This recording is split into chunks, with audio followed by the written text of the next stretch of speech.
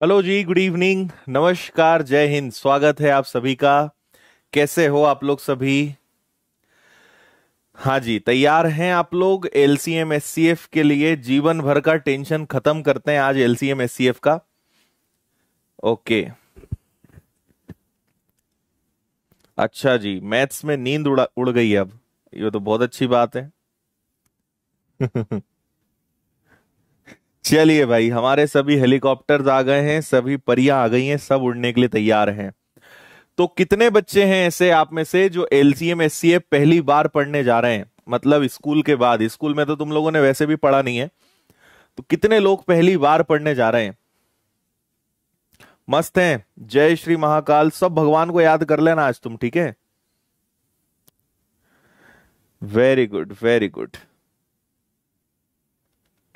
देखिए, 3 दिन का सेशन रहेगा, है ना? उन लोगों को पहले ही बता दें भाई, जो आज पहले दिन, कुछ लोग बड़ी ईमानदारी से पहले दिन क्लास अटेंड करने आते हैं, पहले दिन की भीड़ बढ़ाते हैं, आपको तहे दिल से धन्यवाद। भगवान करे आप हर जगह पहले दिन एकदम टाइम पर पहुंचा करें। लेकिन मेरी सलाह है कि कहीं पर भी अगर आप पहले दिन जाओ तो उस चैप्टर को पूरा सीखा करो, ठीक है? बेवजह पहले दिन भीड़ मत बढ़ाया करो। चलिए, ओके। देखिए भाई, जितने भी पढ़ने लिखने वाले बच्चे हैं उन्हें हम बता देते हैं कि ये चैप्टर 3 दिन तक चलेगा। आज इसका पूरा बेसिक आपको बताया जाएगा कि एलसीएम और एचसीएफ का मीनिंग क्या होता है, कितनी मेथड्स होती हैं। दोनों की 3-3 मेथड्स होती हैं, और 2 मेथड्स तो आपने सुनी होगी। जो तीसरी मेथड मैं आपको बताऊंगा वो मेथड आपने शायद पहले ना सुनी होगी ना पढ़ी होगी, और वो बहुत आसान है एलसीएम एचसीएफ निकालने की। उस मेथड के बारे में आपको बताएंगे। फिर उसके बाद अगर समय बचता है तो क्वेश्चंस स्टार्ट करेंगे। अदरवाइज कल से फिर हम क्वेश्चंस स्टार्ट करेंगे। सभी प्रकार के प्रश्न आपको कराने का भरपूर प्रयास किया जाएगा इस सेशन में, ठीक है जी? ओके।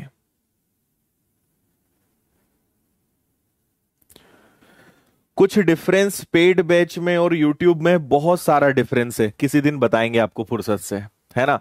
देखिए जी, कल से नया टॉपिक विनर्स की चैनल पर 9 बजे स्टार्ट हो रहा है। आज डीआई का अंतिम दिन है वहां पे, और ये आपका स्टार्ट हो रहा है ना? इस संडे 4 घंटे मैराथन क्लास रहेगी, समय और दूरी की, तो पधार जाइएगा। और जिन बच्चों को नहीं पता है उनके लिए मैं बता दूं कि 9 बजे हम यहां पढ़ाते हैं विनर्स की चैनल पर, और अपने 6 बजे इस चैनल पर रहेगा, है ना जी? और 3 दिन अपना एलसीएम एससीएफ चलेगा, और इसके बाद फिर अपना काम खत्म। एक दिन इसको पढ़ाने का कोई सेंस नहीं है, इसको किसी और दिन पढ़ाएंगे। तो एलसीएम एससीएफ के बाद हम सीधे फिर मुलाकात करेंगे टाइम एंड डिस्टेंस के साथ, ठीक है जी? और डीआई आज फिनिश हो रहा है और नंबर सीरीज जो है स्टार्ट होगा। और ये अपनी विनर्स की टेलीग्राम चैनल है, जहां पे क्लास खत्म होते ही आप पीडीएफ डाउनलोड कर सकते हैं, और पूरे नोट्स आपको सिस्टमेटिक वहां पे मिल जाते हैं। तो चलिए जी, बात खत्म करते हैं। और अब यहां से शुरू होता है लघुत्तम समापवर्तक और महत्तम समापवर्तक, जिसे हिंदी में यहां हमने लिख ही दिया है, और इंग्लिश में से क्या बोलते हैं? एलसीएम एंड एचसीएफ, मतलब लोएस्ट या लीस्ट, कुछ भी शब्द हम यूज कर सकते हैं, कोई दिक्कत परेशानी उसमें नहीं होनी चाहिए, ठीक है? ओके। चलो भाई, एक बार जरा सब लोग रेडी हो, थम्स अप मारो, एक बार थम्स अप करो, लिखो रेडी हो, तैयार हो, फिर शुरू करते हैं। बिल्कुल भाई, ट्रक भर भर के, ऑक्सीजन के टैंक भर भर के आशीर्वाद है। तुम सुबह शाम आशीर्वाद ही लिया करो, है ना? बस बजरंग सिंह, तुम्हारा नाम ही याद हो गया अब तो हमें। हाँ, बिल्कुल भाई, सभी जो मुंडी पटक पटक के प्रणाम कर रहे हैं, भगवान तुम्हारा मुंडी जो है, माथा थोड़ा मजबूत कर दे। बिल्कुल आशीर्वाद है। हम्म। ओके, चलिए। देखिए, मैं आपको एलसीएम एचसीएफ की पूरी परिभाषा भी बताऊंगा, लेकिन एलसीएम और एचसीएफ को समझने के पहले आपको 2 चीजें समझनी पड़ेगी। पहला होता है मल्टीपल, ठीक है? और दूसरा होता है फैक्टर्स।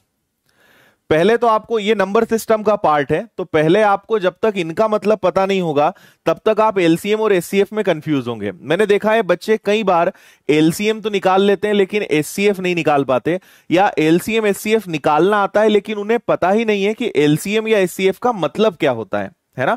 और जब तक आपको प्रैक्टिकल इनका मतलब नहीं पता होगा तब तक आप क्वेश्चंस में सबसे बड़ी प्रॉब्लम क्या होती है, कभी भी क्वेश्चन में आपको यह नहीं बोला जाता है कि इसमें एलसीएम निकालिए, एचसीएफ निकालिए। क्वेश्चन की लैंग्वेज पढ़ के आपको डिसाइड करना होता है कि यहां पे एलसीएम निकलेगा कि एचसीएफ निकलेगा। ठीक है जी। तो इसलिए आपको रियल मीनिंग, प्रैक्टिकल मीनिंग आपको पता होना चाहिए, उसके बाद हम प्रश्न को कर पाएंगे। देखिए, मल्टीपल को हम बोलते हैं गुणज, ठीक है, गुणज, और फैक्टर्स को बोलते हैं हम गुणनखंड। अब हम एक एग्जाम्पल ले लेते हैं, कोई भी नंबर आप ले लीजिए।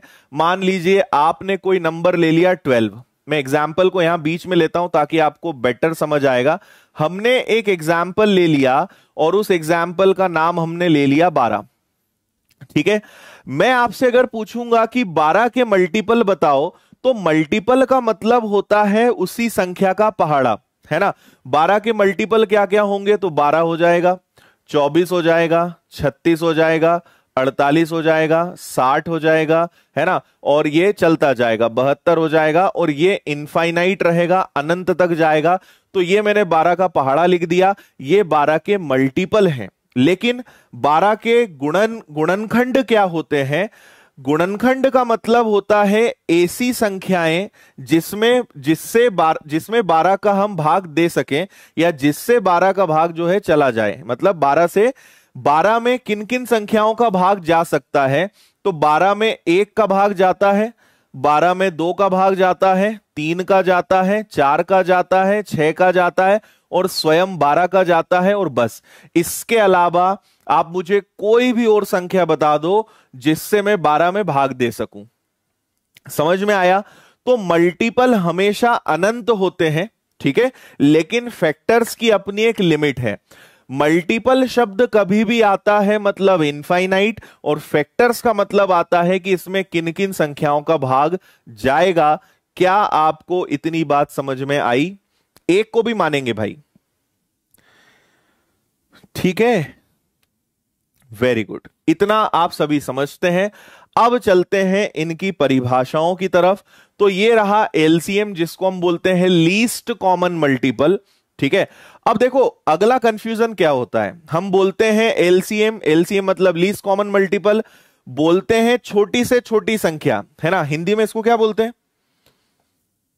हिंदी में इसको हम बोलते हैं लघुत्तम समापवर्तक। ठीक है, बोलते हैं लघुत्तम मतलब छोटी से छोटी संख्या, लेकिन आंसर बड़ी संख्या में आता है। अब मैं आपको दोबारा एक एग्जांपल देता हूं, एलसीएम का एग्जांपल देता हूं, तो आप ज्यादा बेटर समझ पाएंगे। ये मैंने लिखा 12 और ये मैंने लिखा 16। ठीक है, मैं आपसे पूछूंगा कि 12 और 16 का एलसीएम बताओ, तो आप सबसे पहले तो इनके दोनों के फैक्टर्स निकालिए, है ना। इनके आप गुणनखंड बोल रहा हूं, मल्टीपल्स निकालिए, गुणज निकालिए। तो 12 के बाद 24 के बाद 36 के बाद 48, फिर 60, फिर 72, फिर 84, फिर 96, और इसके बाद ये अनंत तक जाएगा। अब इसी प्रकार 16 का निकाल दीजिए, तो 16 के बाद 32, 48, 64, ठीक है, फिर 80, फिर 96, फिर हो जाएगा आपका कितना 112, और इसी तरीके से आगे बढ़ता जाएगा। क्या दोनों जो हैं आपके इनफाइनाइट चले जाएंगे। इतना क्लियर है? अब आपसे अगर मैं पूछूंगा कि इसमें एलसीएम किसे कहेंगे, तो एलसीएम वह छोटी से छोटी संख्या होती है जो दोनों में कॉमन हो। क्या बोला मैंने? दोनों में कॉमन हो, लेकिन सबसे छोटी संख्या हो। तो अगर आप यहां एकदम ध्यान से देखो तो दोनों में सबसे पहली कॉमन संख्या कौन सी आ रही है जी? पहली कॉमन संख्या 48 आ रही है। तो हम कहेंगे कि 12 और 16 का एलसीएम क्या होगा? 48 होगा। ठीक है, 48 वो छोटे से छोटा नंबर है जो 12 से भी डिवाइड हो सकता है और 16 से भी। अगर आप में से कोई ऐसा बच्चा हो जो मुझे बता सके कि 48 से कोई ऐसा और नंबर हो सकता है क्या जो दोनों से डिवाइड हो सके, तो आप कहोगे नहीं। अच्छा, ऐसा नहीं कि कॉमन यही रहेगा, कॉमन इनमें और भी निकलेंगे। जैसे आप देखो 96 दोनों में कॉमन है ना। आगे हम बढ़ेंगे तो 144 दोनों के टेबल में आता है, 144 दोनों के टेबल में आता है, वो भी कॉमन है। लेकिन हम ये नहीं ढूंढ रहे हैं कि कॉमन कितने हैं, हमें क्या चाहिए, लीस्ट कॉमन। समझ में आया, लीस्ट कॉमन मल्टीपल, सबसे छोटा कॉमन नंबर जो दोनों में हो सके, इसको बोलते हैं एलसीएम। आया जी इतना समझ में? ठीक है। और इससे कोई और छोटा नंबर नहीं हो सकता। मैंने बोला इससे छोटा नंबर हो ही नहीं सकता, लेकिन इससे बड़े नंबर अनंत हो सकते हैं, कितने भी हो सकते हैं, लेकिन हमें सबसे छोटा लोएस्ट नंबर बताना है, उसी को हम क्या बोलते हैं, उसी को हम बोलते हैं एलसीएम। इतना ठीक है, इतना समझ में आया। एचसीएफ क्या होता है इसकी बात हम बाद में करेंगे। अब आते हैं इनकी मेथड्स पर। तो सबसे पहले हम लेते हैं मेथड्स में मेथड नंबर 1। ठीक है। अच्छा, मुझे एक बात आप सभी बता दो, 3 मेथड्स होती हैं, आप क्या चाहते हो, तीनों मेथड में बताऊं या तीनों में एक मेथड जो सबसे अच्छी होती है वो बताऊं? जल्दी से मुझे बताओ, पूरा डिटेल में पढ़ाऊं या जो मेथड अच्छी है सिर्फ एक बताएं और आगे बढ़े, ये मुझे जल्दी से बता दो। हाँ जी। और लाइक्स की संख्या नहीं बढ़ाओगे तुम लोग, है ना, इतने बच्चे देखते हो, लेकिन मजाल है कि तुम सुधर जाओ। हाँ, ओके जी। एचसीएफ थोड़ी देर से मैं बताता हूं, सब चीजें बताऊंगा, आप बस अच्छे से पेशेंस के साथ चीजों को समझने का प्रयास करें।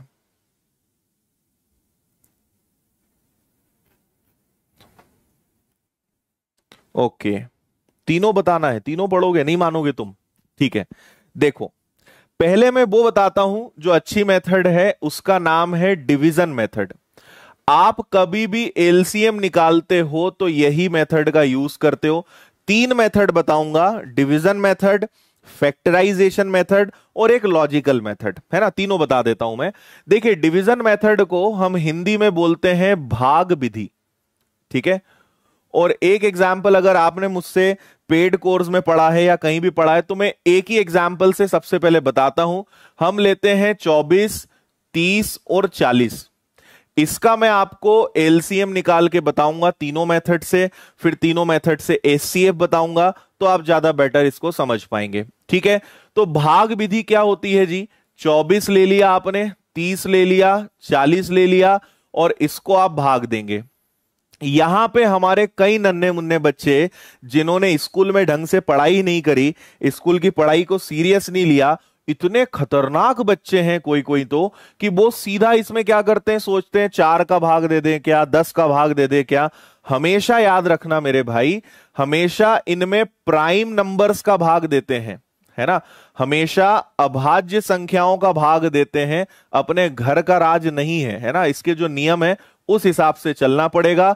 और हमेशा बढ़ते क्रम में, ऐसे ही कोई रैंडम नंबर नहीं, बढ़ते क्रम में, जिसे इंग्लिश में बोलते हैं असेंडिंग ऑर्डर में हम चलेंगे। तो सबसे पहले अभाज्य संख्या तो उम्मीद है आप समझते होंगे, सबसे पहले हम भाग देंगे 2 का, है ना। तो 2 का भाग इसमें गया 12 बार, इसमें गया 15 बार, इसमें गया 20 बार। जब तक 2 का भाग जाएगा देते जाएंगे, फिर 2 का भाग इसमें जाएगा, नहीं जाएगा तो छोड़ दो, अभी इसमें जाएगा तो जाने दो, फिर 2 का भाग दे दीजिए 3 बार, 15 बार, इसमें जाएगा तो जी 5 बार। अब 2 का भाग किसी में नहीं जाएगा, तो आप पहले 2 ट्राई करोगे, फिर 3, फिर 5, फिर 7, फिर 11, फिर 13, ऐसे बढ़ेंगे ना हम आगे। ठीक है। तो अगला 3 ट्राई करोगे, 1 बार, 5 बार और नहीं जाएगा, इसके बाद आप 5 का भाग देंगे, तीनों में चला जाएगा, ये आ गया। तो अब आप इनका गुणा करेंगे, 2 का दुगुना 4, 4 का दुगुना 8, 24 और 24 का 5 गुना, तो इन सब का मल्टीप्लाई करने पे कितना आया जी, 120 आया। ये आपके प्रश्न का एलसीएम हो जाएगा 120। तो मुझे पूरा भरोसा है कि आपने ये चीज स्कूल में सीखी थी, ये आपको करना आता होगा। कोई दिक्कत परेशानी है किसी को? हाँ, मुझे पता है ना, देखो ऑफलाइन में पढ़ा पढ़ा के इतना अनुभव है कि आप घर बैठे क्या गलती करोगे वो हम गलती करने के पहले ही आपको बता देते हैं, है ना। मुझे तो पता है तुम लोग क्या क्या कर सकते हो। कुछ लोगों को तो ये पहली बार पता चला होगा कि अच्छा ऐसा भी कोई नियम होता है कि हम तो सोचते थे हम अपने मन से जो भाग देना उससे दे दो। प्राइम नंबर से डिवाइड करते हैं, बढ़ते क्रम में भाग देते हैं, है ना। अभाज्य संख्याओं का भाग असेंडिंग ऑर्डर में, बढ़ते क्रम में भाग देते हैं। ये एक बहुत बड़ी गलती हमारे भारत के पढ़े लिखे बच्चे करते हैं। ठीक है जी, चलो तो इसको हम क्या बोलेंगे, इसको बोलेंगे डिवीजन मेथड। अब बढ़ते हैं मेथड नंबर 2 पर, जिसको बोलते हैं फैक्टराइजेशन मेथड। ठीक है, इसको आप सीख लो लेकिन इससे कभी करना मत। फैक्टराइजेशन मेथड, जिसको हम हिंदी में क्या बोलते हैं, इसको प्राइम फैक्टराइजेशन मेथड भी बोलते हैं। ठीक है, प्राइम फैक्टराइजेशन मेथड भी बोलते हैं, अभाज्य गुणनखंड विधि, या केवल फैक्टराइजेशन बोल दो तो भी काम हो जाएगा। अभाज्य गुणनखंड विधि, इसमें हम क्या करेंगे, हम सभी संख्याओं के फैक्टर्स निकालेंगे, सभी संख्याओं के गुणनखंड निकालेंगे और उसमें देखेंगे हाईएस्ट पावर, सबसे बड़ी घात, उसमें हम देखेंगे। तो देखो आपके पास कौन कौन से नंबर्स हैं, 24 है, 30 है और 40 है ना। अपना एग्जाम्पल सेम चल रहा है, 24, 30 एंड 40। इसका मुझे क्या बताना है, एलसीएम बताना है इस मेथड से। तो आप पहले सबका बारी बारी से भाग दोगे, है ना, सबके गुणनखंड निकालोगे। तो 2 का भाग कितनी बार जाएगा, 12 बार, 2 का भाग 6 बार, 2 का भाग 3 बार, 3 का भाग 1 बार, 2 का भाग 15 बार, 3 का भाग 5 बार, 5 का भाग 1 बार, 2 से डिवाइड होगा 20, फिर आ जाएगा 10, फिर आ जाएगा 5, फिर आ जाएगा 1। ये हमने निकाल दिए सभी के अभाज्य गुणनखंड, प्राइम फैक्टर्स मैंने सभी के निकाल दिए। अब देखो इसके आगे, एक 24 था, एक 30 था, एक 40 था। 24 के क्या क्या गुणनखंड हैं, 2 कितनी बार आया है, 2 कितनी बार आया है, 3 बार, और 3 कितनी बार है, 1 ही बार है ना। फिर इसके बाद 2 है, 3 है और 5 है, सब एक एक बार है, तो चाहे तो 1 लिखें या ना भी लिखें तो चलेगा। 40 में क्या है जी, 40 में 2 आया है 3 बार और 5 आया है 1 बार। अब आप यहां देखेंगे हमारे पास, देखो अभी पावर्स मत देखो, आप अभी सिर्फ इतना देखो कि यहां पे गुण अभाज्य संख्याएं कितनी हैं। तो एक 2 है, एक 3 है, एक 5 है, 3 अभाज्य संख्याएं हैं, 2, 3 और 5। इतना समझे। अब मुझे यह बताओ, यहां पे लिख लो आप कहीं सुनहरे अक्षरों में, इसमें हाईएस्ट पावर देखते हैं। हाईएस्ट पावर मतलब हिंदी में कहें तो सबसे बड़ी घात देखी जाएगी इसमें जी। ठीक है, मुझे बताइए कि 2 की सबसे बड़ी घात क्या है, 2 सबसे ज्यादा कितनी बार आया है, 3 बार। 3 अधिकतर कितनी बार आया है, 1 बार, और 5 भी मैक्सिमम कितनी पावर है, 1 बार। तो 2 की घात 3 क्या होता है, 8, 3 की घात 1 क्या होता है, 3, और 5 स्वयं 5 रहेगा, 15 15 ठी 120। तो इसका एलसीएम कितना आ जाएगा, 120 आ जाएगा। यह आपका आंसर है। लेकिन मैं आपसे फिर बोल रहा हूं, इस मेथड को यूज नहीं करना, इससे कई गुना आसान है अपनी डिवीजन मेथड, आप इससे करिए। ये आपके बस नॉलेज के लिए मैंने बता दिया है कि ऐसा भी कर सकते हैं, और ये आपने स्कूल में निकालना सीखा था, लेकिन हमें इससे नहीं करना है।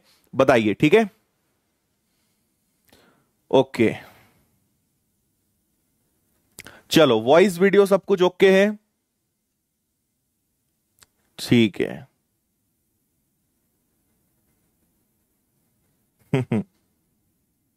ठीक, चलिए अब आपको लेकर चलते हैं मेथड नंबर 3, जिसको हम जो मर्जी चाहें वो नाम दे दो।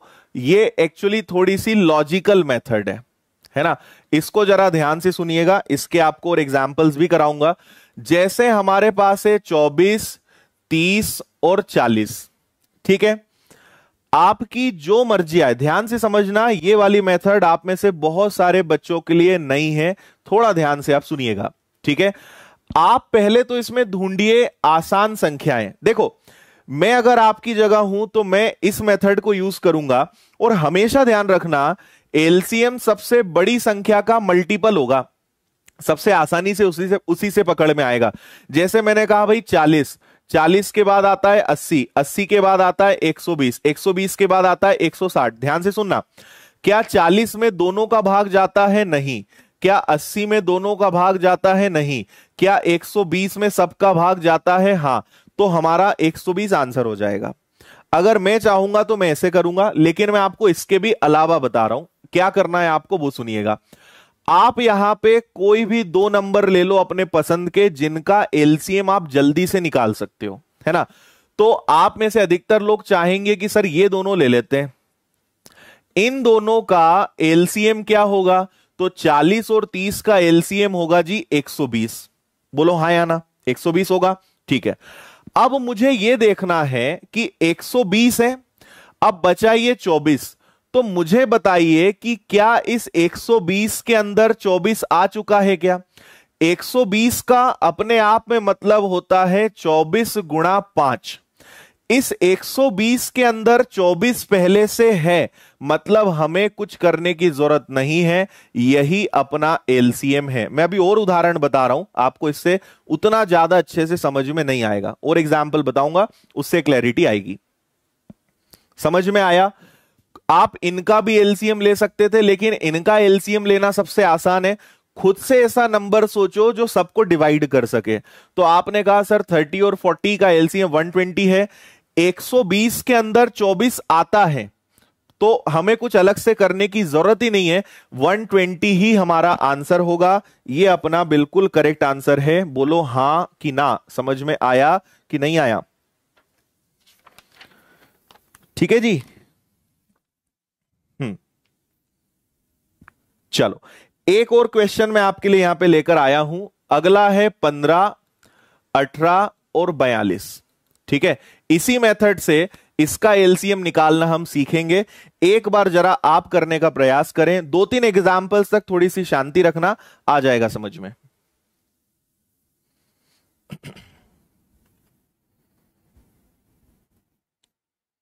ओके,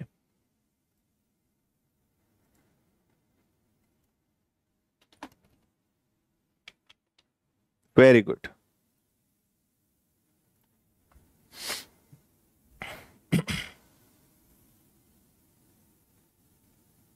ठीक है, चलो अब देखो, आप मुझे बताओ इन दोनों का एलसीएम आसानी से निकाल सकते हो क्या?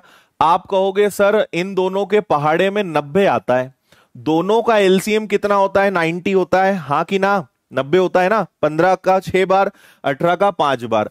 अब क्या करना है? अब सुनो ध्यान से। अब आप ये ढूंढो कि क्या इस 90 के अंदर 42 किसी प्रकार से एडजस्ट हो सकता है क्या? ध्यान से सुनना, अब सीखोगे तुम। मुझे बताओ कि इस 42 को, इस 42 को क्या मैं 6 और 7 लिख सकता हूं? ठीक है, 90 के अंदर 6 आता है क्या? बिल्कुल आता है भाई। 90 क्या है? 90 है 15 गुणा 6, मतलब इसके अंदर 6 तो आ चुका है, लेकिन 90 के अंदर 7 कहीं से कहीं तक संभव ही नहीं है कि 7 आ जाए, मतलब हमें 7 और देना पड़ेगा। तो इनका एलसीएम होगा 630, यह आपका आंसर आएगा। अब आप थोड़ा समझे होंगे कवि का तात्पर्य क्या है। ठीक है जी। अरे 90 तो इन दोनों का है, मतलब 90 तो आंसर होगा ही होगा। ठीक है, लेकिन 42 को जब मैंने तोड़ा, किसी भी संख्या में तोड़ लो कोई फर्क नहीं पड़ता, तो हमारे दिमाग में आया कि भाई हम इसको तोड़ लेते हैं 6 और 7 में। तो 6 तो इसके अंदर है, 90 के अंदर 6 तो आता है, लेकिन 7 आ ही नहीं सकता। 7 और दे दो, आंसर आपका 630 हो जाएगा। ठीक है जी, यस। चलो, एक और एग्जाम्पल आपको देते हैं। ठीक है, अगला एग्जाम्पल है अपने पास 48, 72 और 108। आराम से करो, सीख जाओगे। ठीक है, इसका एलसीएम बताइए इसी वाली मेथड से। हाँ, गुड।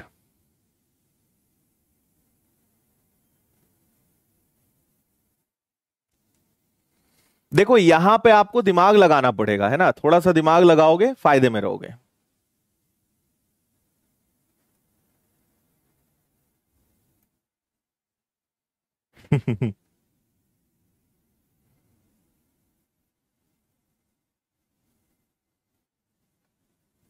ओके। अरे जो हमारे हेलीकॉप्टर जिनका तेल कम है, मैं आपसे क्या बोल रहा हूं, 3 मेथड्स होती है, सीख लो। मैं आपको ये नहीं बोल रहा हूं कि तुम्हें यही लगाना पड़ेगा, नहीं तो तुम्हें फांसी की सजा हो जाएगी। 3 मेथड्स है, तुम्हें जो अच्छी लगे वो सीख लो। अगर तुम्हारे दिमाग में उतनी जगह नहीं है कि ये मेथड नहीं जा पा रही, तो मत जाने दो, रोक लो जरा, है ना। कोई यहाँ जबरदस्ती थोड़ी कि नहीं यही लगाना पड़ेगा। तुम्हें जीवन में कुछ नया सीखने को मिल ही नहीं सकता अगर इस सोच के साथ कभी पढ़ाई करोगे तो। चलो जी, इनका एलसीएम निकालना थोड़ा मुझे लग रहा है कि आसान है। तो 48 और 72 दोनों के टेबल में 144 आता है। इसके लिए क्या है, हमारा कैलकुलेशन थोड़ा अच्छा होना चाहिए। अगर कैलकुलेशन अच्छा है तो हम बहुत जल्दी आंसर दे सकते हैं, है ना। तो 144 तो आएगा ही आएगा, क्योंकि 72 का डबल होता है, 48 का ट्रिपल होता है। अब जैसे ही मैंने 108 देखा तो मेरे दिमाग में आया कि 12 इंटू 9, है ना। लेकिन देखो अब इस 12 को समझो, ये क्या है, 12 गुणा 12 है। अच्छा, इस 12 गुणा 12 को भी मैं 12 गुणा 4 गुणा 3 लिख सकता हूं ना। अच्छा, इसी प्रकार इस 9 को 3 गुणा 3 लिख सकते हैं। तो मुझे बताओ कि 12 तो कॉमन है, 3 तो दोनों में कॉमन है, पर एक 3 कम पड़ रहा है, एक बार 3 कम पड़ रहा है, मतलब हमें इसको एक बार 3 से गुणा करना पड़ेगा। तो एक बार अगर मैंने इसको गुणा किया तो इसका आंसर आएगा 432, 432, ये आपका आंसर है।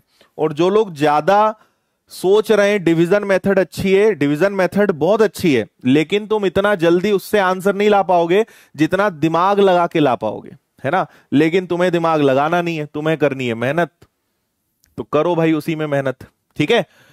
समझ में आया। 144 12 गुणा 12 होता है, 12 तो है ही, 12 को मैंने 4 और 3 लिख दिया। तो इसके अंदर 12 और 9 है, तो 12 इसके अंदर है, 3 इसके अंदर है। लेकिन 3 हमें 2 बार चाहिए, जबकि इसके अंदर क्या है जी, इसके अंदर थोड़ा सा ये कम पड़ रहा है। यहां 4 बचा है जबकि यहां 3 है, मतलब इसको 3 और देना पड़ेगा। तो आपका आंसर क्या आएगा, 432, क्योंकि 12 से 12 तो हट ही गया ना, एक बार 3 कम पड़ रहा है, ये अपना आंसर आएगा। वेरी गुड, ओके है यहां तक सब कुछ ठीक ठाक। देखो यहां क्या बचेगा वो हमारे लिए नहीं है, ये तो है, हमें देखना है यहां क्या बचा, ये अपने काम का है। चलो अब आपको लेकर चलते हैं एचसीएफ की तरफ।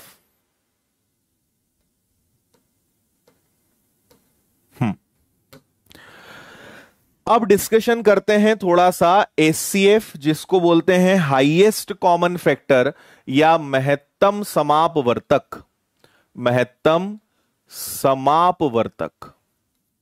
अब ये क्या बला है जी, ठीक है। देखो इसके लिए वापस से आपको एक एग्जाम्पल याद दिलाता हूं, 12 और 16 का। देखो एलसीएम में हम हमेशा देखते हैं मल्टीपल, एलसीएम शब्द में ही मल्टीपल आता है, लेकिन एचसीएफ में हम देखते हैं फैक्टर्स। क्यों, क्योंकि इसमें एफ आता है। जो इस बात को समझ गया वो कभी कंफ्यूज हो ही नहीं सकता, ठीक है। एलसीएम में हमेशा मल्टीपल देखते हैं और एचसीएफ में हमेशा फैक्टर देखते हैं। मल्टीपल और फैक्टर क्या होते हैं, आज की क्लास की शुरुआत में ही मैंने बताया था। तो देखो 12 के मल्टीपल्स, 12 के फैक्टर्स देखो, 12 के गुणनखंड बताइए कि 12 के क्या क्या पॉसिबल फैक्टर्स हो सकते हैं, 12 के क्या क्या गुणनखंड हो सकते हैं। तो आप बोलोगे मतलब हमें क्या पता करना है कि 12 में किन किन संख्याओं का भाग जा सकता है। तो 12 में 1 का भाग जा सकता है, 2 का जा सकता है, 3 का जा सकता है, 4 का जा सकता है, 6 का जा सकता है, खुद 12 का भाग जा सकता है ना। अच्छा 16 में किस किस का भाग जा सकता है, 1 का, 2 का, 4 का, इसके बाद क्या हो जाएगा 8, और इसके बाद खुद क्या हो जाएगा 16। बताओ सही है क्या ये। तो आपको अब देखना है कि दोनों में हाईएस्ट कॉमन फैक्टर कौन सा है। देखो नाम पढ़ो, हाईएस्ट कॉमन, सबसे बड़ा कॉमन नंबर दोनों में क्या हो सकता है। तो मुझे दोनों में 4 दिख रहा है कॉमन, इसके आगे कुछ भी नहीं है, मतलब इन दोनों का एचसीएफ क्या होगा जी, इनका एचसीएफ 4 होगा। ये मेथड नहीं है, ये तो मैंने आपको अभी मीनिंग समझाया कि एचसीएफ का मीनिंग क्या होता है। मेथड्स तो अभी है, इसकी भी 3 मेथड है ना, उस पर भी हम चर्चा करेंगे। परफेक्ट, समझ गए। और 4 से छोटे नंबर 2 भी कॉमन है, 1 भी, लेकिन हम हमेशा क्या देखते हैं, हाईएस्ट, सबसे बड़ा नंबर कौन सा है दोनों में कॉमन, उसे हम बोलते हैं एचसीएफ। ठीक है, डन है, गुड। अब आ जाओ जरा इसकी मेथड्स पे। देखो, इसकी आपको मेथड्स बता देते हैं। तो मेथड नंबर 1, इसके लिए जो अच्छी मेथड है वो है फैक्टराइजेशन मेथड। इसको कभी डिवीजन मेथड से मत करना, लॉजिकल मेथड एक है वो मैं आपको बताऊंगा। फैक्टराइजेशन मेथड का मतलब होता है गुणनखंड विधि, है ना, ये इसके लिए सबसे बेस्ट है। इस पर हम आ जाते हैं, तो हम वापस अपने एग्जाम्पल को याद करते हैं। 24, 30 और 40 का एचसीएफ बताएं क्या होगा। तो देखिए, आप सबके गुणनखंड निकालोगे 24 का, 30 का और 40 का, और ये हम क्योंकि निकाल चुके हैं तो दोबारा मेहनत करेंगे नहीं, मैं दिखा देता हूं। ये देखो, ये निकाले थे क्या, 2 और 3 आया था, 2 3 5 आया था, 2 और 5 आया था, है ना। तो ये लिखना है। 24 कैसे आएगा, 2 की घात 3, इसको ऐसे लिख देता हूं मैं, 2 2 2 और 5। 30 कैसे आया था, 2 3 और 5। 40 कैसे आया था, 2 2 2 और 5। चेक कर लो एक बार, 2 4 8 40, यहां 3 आएगा, सॉरी, यहां 3 आएगा, यहां 5 आएगा। ठीक है, सही है। 5 15 30, 8 और 40। अब इसमें हम क्या देखेंगे, कॉमन देखेंगे। ये आपको बहुत अच्छे से याद होगा, बचपन में बड़ा मजा आता था ऐसा बनाने में कि इसमें कॉमन क्या है जी, इसमें कॉमन 2 है ना। एक बार और कुछ कॉमन निकलेगा क्या, कुछ मैंने गड़बड़ किया क्या, नहीं किया, ठीक है। इसके अलावा और कुछ कॉमन है क्या, 2 यहां है, लेकिन यहां 2 नहीं है, यहां 3 है, यहां 3 है, यहां 3 नहीं है, यहां 5 है तो यहां 5 नहीं है। तो इसका आंसर क्या आएगा जी, इसमें केवल हाईएस्ट अगर कुछ कॉमन निकल सकता है, सो दैट इज 2। 2 से बड़ा कोई नंबर यहां पे कॉमन नहीं निकल रहा है। ठीक, हाँ,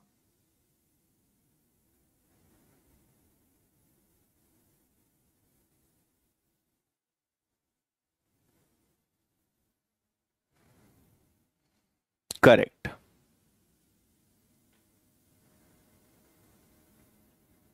ओके है, डन है, चलिए बढ़िया।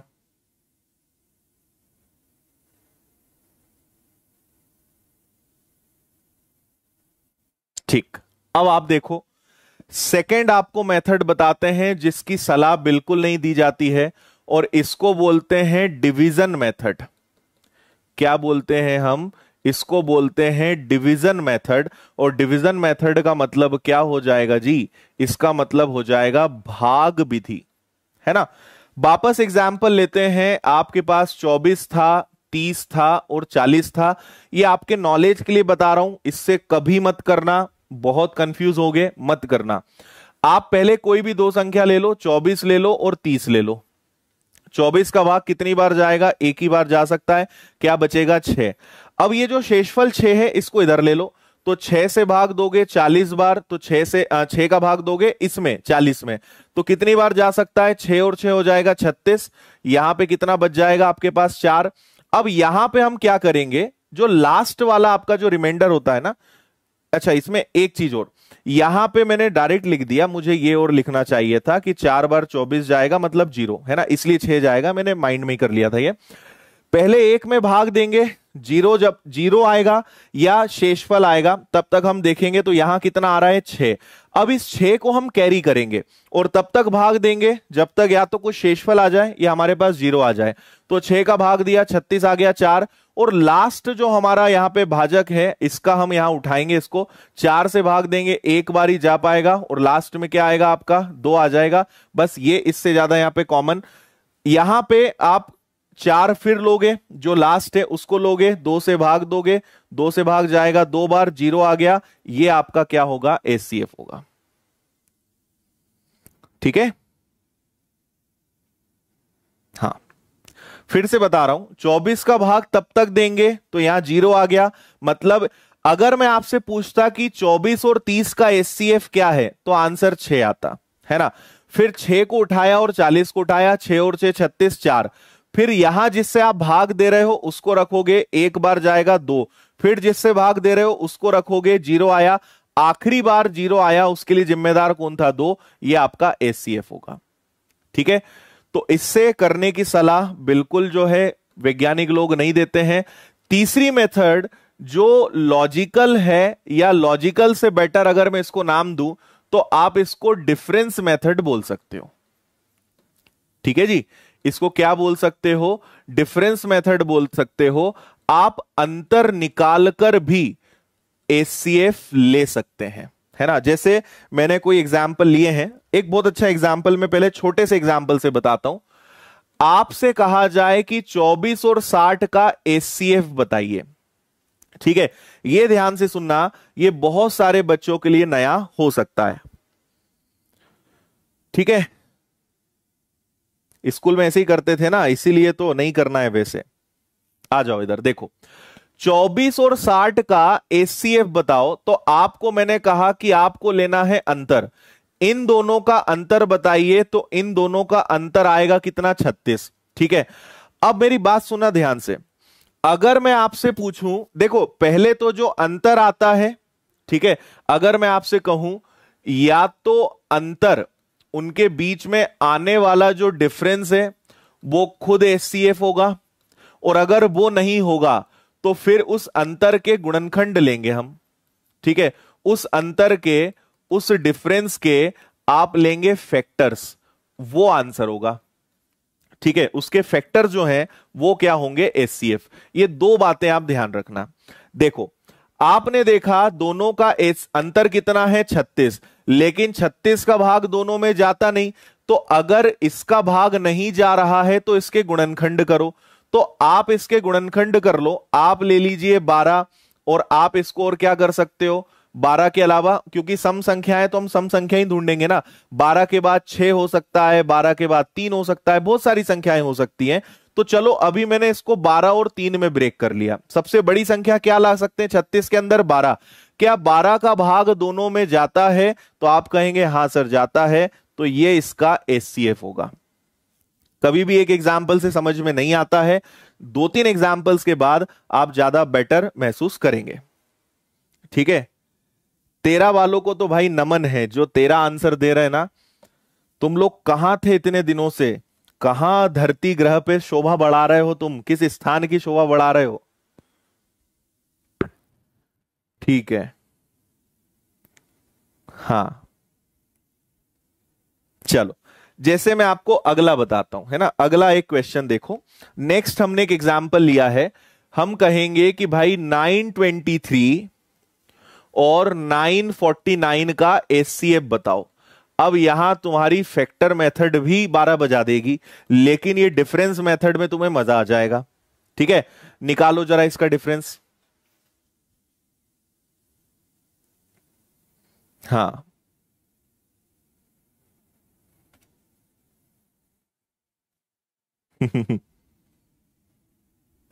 नौ और 4 भी ले सकते हैं, लेकिन हमें बड़ी से बड़ी संख्या लेने का प्रयास करना है ना। कुछ बच्चे बोल रहे हैं सर 18 ले लें क्या, तुम 18 का भाग दोगे किसमें, भाग भी तो जाना चाहिए। 12 ले सकते हैं, क्योंकि 12 का भाग दोनों में जा सकता है।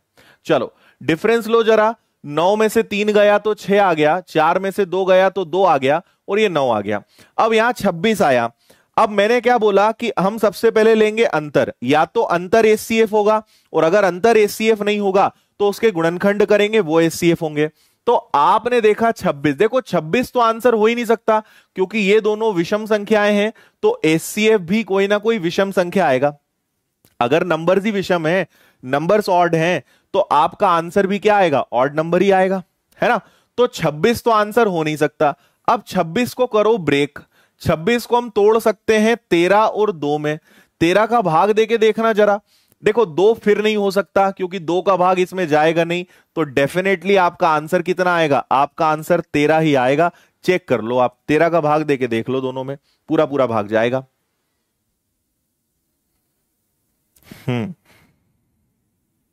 अच्छा, जो अंतर्यामी लोग थे उन्होंने अगले प्रश्न का आंसर पहले बता दिया था बिना प्रश्न देखे। 3 संख्या का भी बता रहे हैं प्रभु, 3 का भी बता रहे हैं, थोड़ी दया दृष्टि तो रखो।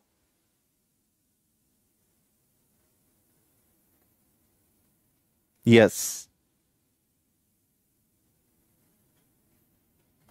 हाँ चलो, अगला तुम्हारी जो है इच्छा पूर्ति कर देते हैं। अगर आपको नंबर दिया है 216, 288 और 720 और आपसे मैं पूछूंगा कि बताइए इनका एचसीएफ क्या होगा, तो बोलो जरा क्या करोगे। मौज कर दी, अभी कहां कर दी, अभी तो चैप्टर शुरू ही नहीं करा। अभी तो तुम्हें वो सिखा रहे हैं जो तुमने स्कूल में नहीं सीखा था, अभी तो पढ़ाया ही नहीं हमने कुछ। 216, 288, 720 करिए जल्दी।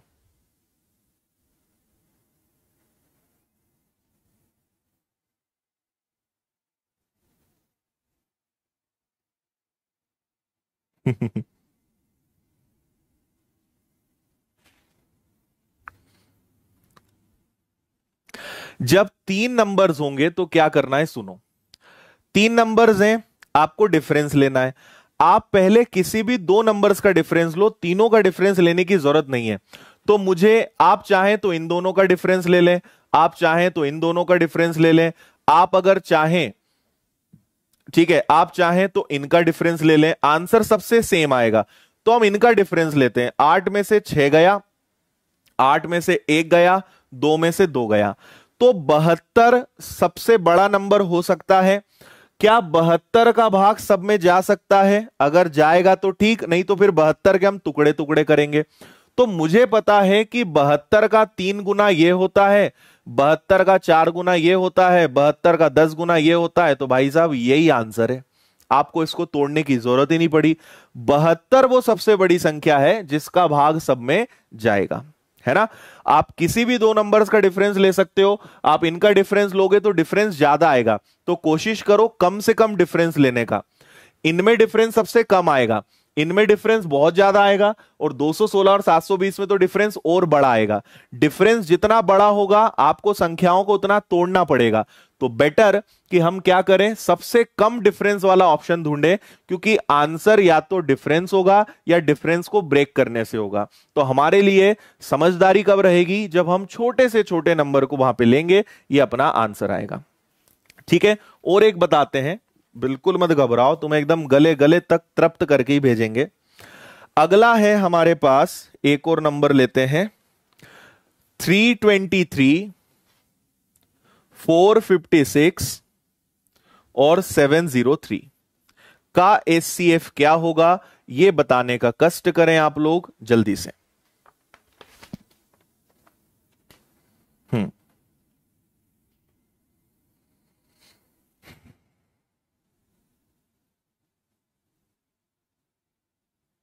ओके,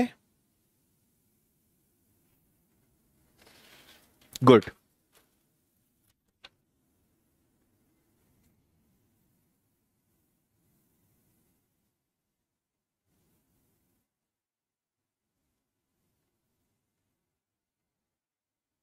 डिफरेंस 2 में ही लेना है, बिल्कुल जी। अब आप देखो, सबसे कम डिफरेंस इन दोनों में आएगा, तो आप बस इनमें डिफरेंस लीजिए। जितना कम डिफरेंस आए, आलसी तो हम है ही, तो हमें अपना आलसी का सही यूज करना है। हम बोलेंगे यार इनमें बहुत डिफरेंस आएगा, इसमें नहीं करते, ये क्लोज है, इनमें करते हैं। तो यहां पे आप अपने आलसीपन का फायदा उठाओ, ठीक है जी। चलो, तो आप यहां देखोगे इनमें डिफरेंस कितने का आया, 133 का। लेकिन अगर मैं देखूं तो 133, 13 दूनी 26, 13 तिया 39, 133 का भाग इसमें जाता नहीं, तो मुझे चेक करना नहीं, तो 133 आंसर नहीं होगा, 133 आंसर नहीं होगा। अब 133 के मुझे करने पड़ेंगे टुकड़े, तो मुझे 133 देखकर तुरंत एक पहाड़ा याद आता है कि ये 19 इंटू 7 इंटू 1 हो सकता है क्या, बताओ। 19 इंटू 7 हो सकता है क्या? आप कहोगे हाँ सर। तो देखो 19 इसमें एक सबसे बड़ा नंबर निकाला जा सकता है। तो अब चेक करो जरा कि क्या सभी में 19 का भाग जा रहा है, और वैसे भी जाएगा ही, है ना। आप चेक करो 19 का भाग जाएगा क्या? 19 का भाग जाएगा एक बार और बचेगा ये 19 का दुगुना 38, 38 निकल गया, बचा 7 और 6। 19 का 3 गुना 57, 57 हो जाएगा। और ये यस 19 का भाग तीनों में जा रहा है, तो आपके एचसीएफ अब क्या होगा जी? 19 होगा। 133 वाले सुधर जाओ, दिमाग का तो प्रयोग करो जरा।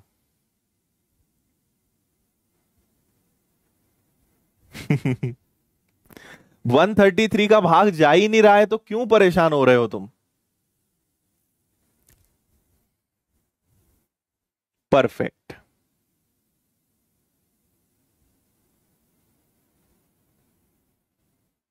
तुम्हारे मम्मी पापा को पता चल जाए ना कि तुम YouTube पे ऐसे पढ़ाई करते हो, तो इतने डंडे मारेंगे तुम्हें। वो सोचते हैं हमारा बच्चा पढ़ रहा है, स्कूल में पढ़ने गया था। ये स्कूल में क्या करने गया था बताओ? 18 तक टेबल याद है, एक नंबर से चूक गए तुम, है ना। चलो जी, नेक्स्ट एक चीज और सुन लो। अगली तुम एक चीज सुन लो, एक कंसेप्ट सुन लो, है ना। और ये जो कंसेप्ट है ये प्राइम नंबर्स का है। प्राइम नंबर्स का ये कंसेप्ट है, जिसे हिंदी में हम क्या बोलते हैं? अभाज्य संख्याएं। ये और सुन लो जाते जाते तुम। देखो, ठीक है। अरे प्राइम बोल रहा हूं यार, को प्राइम। को प्राइम हिंदी में कहेंगे सह अभाज्य संख्याएं। अब पहले तो तुम्हें यह बताना पड़ेगा कि सह अभाज्य संख्याएं किस बला का नाम है ना।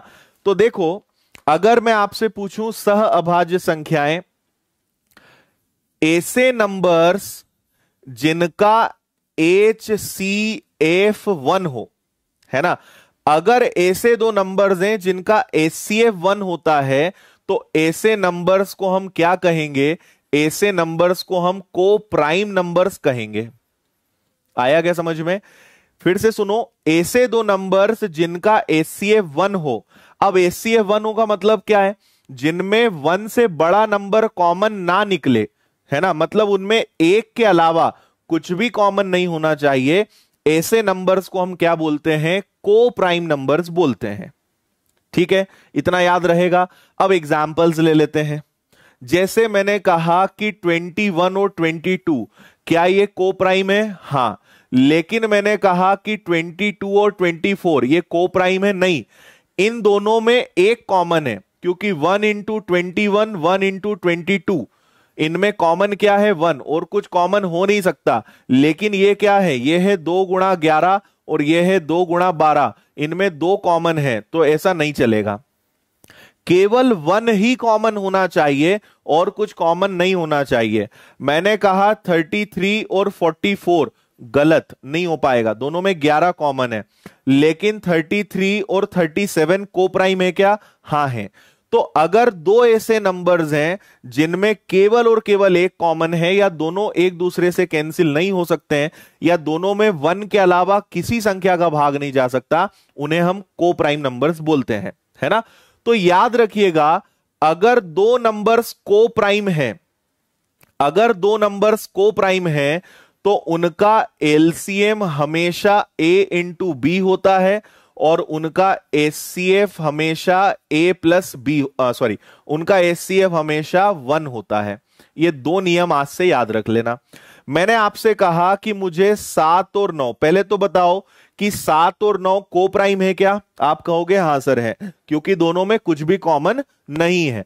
तो इनका मैं आपसे पूछूंगा कि इनका एचसीएफ क्या होगा, तो आप झट से बोल दोगे 1, और इनका एलसीएम क्या होगा, तो आप तुरंत बोल दोगे 63। ये चीज हम आपसे कहना चाहते हैं। ओके,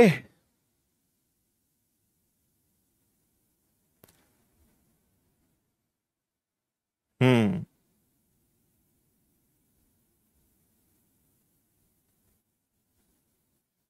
ठीक है जी। चलो, तो अगर कोई भी को प्राइम है, तो आप यहां पे ये वाला तरीका लगाएं, उनका एलसीएम क्या होगा, उन दोनों का मल्टीप्लीकेशन, उनका एचसीएफ क्या होगा, ऑलवेज 1 होगा। यह बात आपको शायद समझ में आ गई होगी।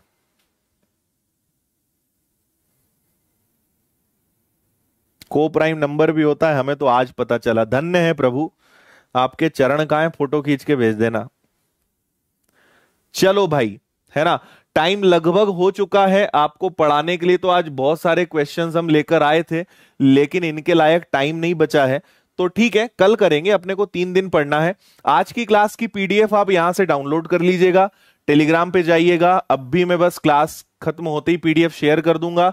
जो बच्चे इस चैनल पे नए हैं, प्लेलिस्ट में जाइए, एक से बढ़कर एक टॉपिक्स उपलब्ध हैं सिस्टमेटिक। 3 दिन अपना एलसीएम चलेगा। ये क्लास अब नहीं करेंगे, कैंसिल कर रहे हैं इसको, क्योंकि एक दिन में मजा नहीं आएगा। जब तक आपने देखा होगा, मुझे कोई भी टॉपिक ऐसा नहीं कि यार एक दिन में खत्म, जब तक उसको 4-5 दिन 8 दिन पढ़ाने में ना मिले तब तक मजा नहीं आता। तो इसको और कभी पढ़ाएंगे आपको, एलसीएम एचसीएफ के बाद विराम देंगे। संडे आप आ जाओ, टाइम एंड डिस्टेंस पढ़ाएंगे संडे 4 घंटे लगातार 6 बजे 9 बजे। आज डीआई की लास्ट क्लास है, अगर आपको रेडार वाला डीआई सीखना है तो आज आ जाना, और नहीं तो कल से 3 दिन फिर नंबर सीरीज स्टार्ट होगा, ठीक है। और बाकी आपको पेड कोर्सेज लेना है तो विनर्स की ऐप है, इसके बारे में बता ही दिया है। नंबर सीरीज कल से चालू हो रहा है, बुक अपनी आने वाली है, क्लास नोट्स की सिस्टमेटिक, और खत्म, ठीक है। और आपको पता है यूट्यूब पे पढ़ने की फीस लगती है। फीस में 2 चीजें आपको जमा करनी है, एक तो लाइक करना है, और दूसरा आपको एक सुंदर सा प्यारा सा कमेंट करना है क्लास एंड होने के बाद, ठीक है जी। और अगर आपने अभी तक फेसबुक इंस्टाग्राम पे फॉलो नहीं करा है तो दोनों जगह मैं आपको मिलूंगा आदित्य पटेल विनर्स के नाम से। और जितने भी बच्चे इस चैनल पे नए हैं, सब्सक्राइब जरूर कर लीजिएगा, क्योंकि एक से बढ़कर एक टॉपिक्स क्लासेस आपके लिए लगातार हम लेकर आते रहते हैं। ओके जी, अब कब मिलेंगे? कल मिलेंगे ना, कहां जा रहे हैं, कल तो मिलेंगे। हाँ, thank you thank you thank you.